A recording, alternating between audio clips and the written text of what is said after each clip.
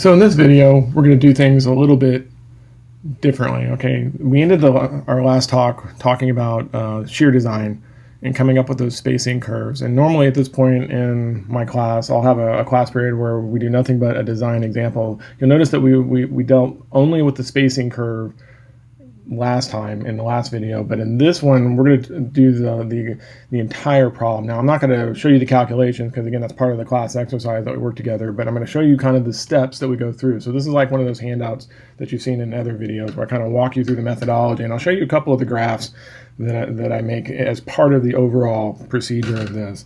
All right, so this will be a real quick video, a real quick rundown of what's happening there. All right, so for the way that we do this is for a type of problem which I have a simply supported beam, 30-foot span, factory distributed load of 5 kips per foot, and then a width of 12 inches, a D value of 24, F prime C is 4 KSI, and Fy is 40 KSI. That's all the criteria that you would need to design it. Now notice we're not doing anything with flexure. I didn't account for any AS values. This is only for the shear, the shear contribution, the shear design of the beam for what we have happening here. So obviously I've given you the load and I've given you the beam support conditions. Okay, we've got to come up with basically we want to determine the regular size and spacing of vertical U-shaped stirrup. So the U-shaped stirrups tells me that it's the two-legged stirrups that we're working on. Okay, so first thing you do is a little bit of structural analysis.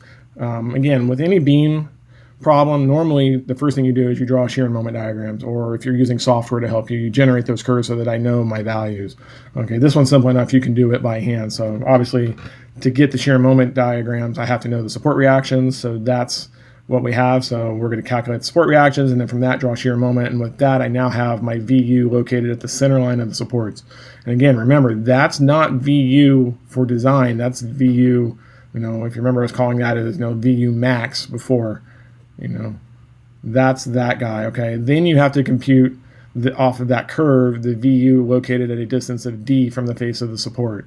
Okay, so basically you draw the center line to center line. This is the structural analysis portion, and then you correct it for the physical dimensions of what you know is happening. Okay, so this is why knowing the size of your columns or the size of your support beams is very, very important when getting this, because that affects this D parameter, right? Okay, will kind of help us figure out what this load is, because again, D is measured from the face of the support. Okay, once you've done that, now I can come in and I can compute this generalized equation, as a function of X. Okay, so suppose you've written a generalized equation for for the center line of the support that maybe it's 100 kips minus 5 kips X.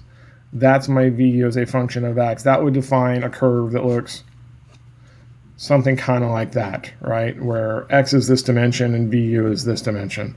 Okay, so if I have that as a function based off of the generalized equation, I can get that from doing a generalized free body diagram. If you remember back in statics, this was my AY reaction, which I think we called as RL in this picture. And then, that's my V as a function of X, and then we had our moment as a function of X. And we said that for any length like that, and then we also got the distributed load on that, right? That we can calculate this equation as a function of X for the entire length of the beam. Now again, this works really well for beams that don't involve point loads, but I can get this guy. So that becomes my VU of X. Okay, that's our shear diagram curve, if you will. Okay, we know that VU is equal to phi Vn, and that's equal to phi Vc plus phi Vs. Okay, and we know that that's a constant amount, so I can say that phi Vs as a function of X is VU minus phi Vc.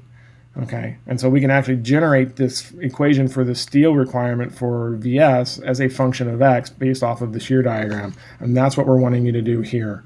Okay, again, we haven't seen this step. We've done it a little bit differently, and so that's why I wanted to kind of spend a little bit of time and kind of show you this portion of it. So we've got our, our VU of X equation. That's the equation in the moment diagram. That was this piece.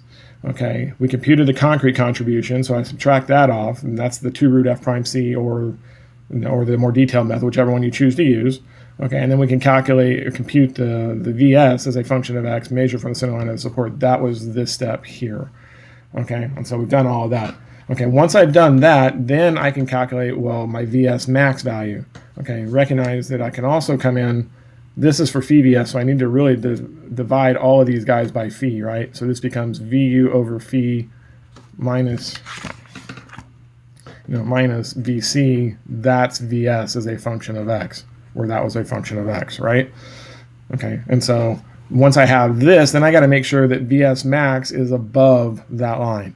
Okay, whatever the value is. Okay, and this we know is 8 square root F prime C B W D.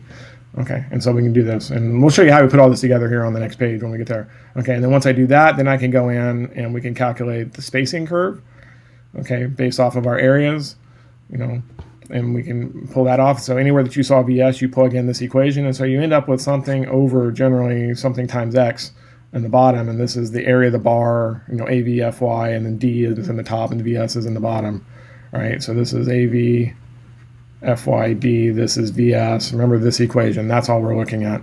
That the spacing at any given point is the size of the bar, the yield stress of the bar, the depth of the beam divided by VS. Well, all I've done in this now is put in VS as a function of X, and when I do that, this becomes a function of X. Okay, and so we can kind of come up with, well, what's my spacing have to do to be able to get that. Our glare's back again. Sometimes the autofocus kicks out on me. Okay, but regardless. Okay, so that will get us there. Okay, so that's how we get the SX. Okay, then you get your S max. Those come from the ACI limits, right? That you can look those up in the provisions that we outlined in the last section and in the last packets. Okay, and then once I do that, this is where the graphical aspect of this starts to come in. Now, this methodology lends itself very nicely to using any sort of spreadsheeting, okay? Because again, if I wanted to calculate the value of the shear and the spacing at a certain position of X, that's what you're plotting, is you're plotting X, on this axis, and I'm plotting X on the axis there. And then up here, I'm going to plot VU, VS, and VC versus the positions of X. Okay, this is that curve that we had that we generated for, remember we had the diagonal that came down this way, and then we had our VS, and then we had our VC, and we had our phi VC over 2 line. That's the curve that goes here. Okay, and then the next thing that I do then is that I can plot that SX curve that we just calculated using math. Okay, and what will happen is you'll get a curve that looks something kind of like this, like what we saw based off of the equation. That was my S of X curve. And then you get the maximum line, which was S max here, and that's exactly the spacing example that we did in the last video. Okay, so that last video was all about just this one graph. You still got this piece that you've got to generate. Okay, and we do that as functions of X just to kind of facilitate it. Okay, and then once you do that, then you can come in and figure out your stirrup spacing, and we can play that whole game whereby we were playing with, approximating this line with even inch increments, and so forth. And again, if this was, use the magic number 24, look for 3s, 4s, 6s, 8s, and 12s as being convenient breaks for spacings, and that will give you a decent, layout. Now again, you don't have to have all of them. Maybe I go from 3 to 6 or whatever. It depends on how long these lines are, right? You don't want to do 2 at 3 and then 2 at 6.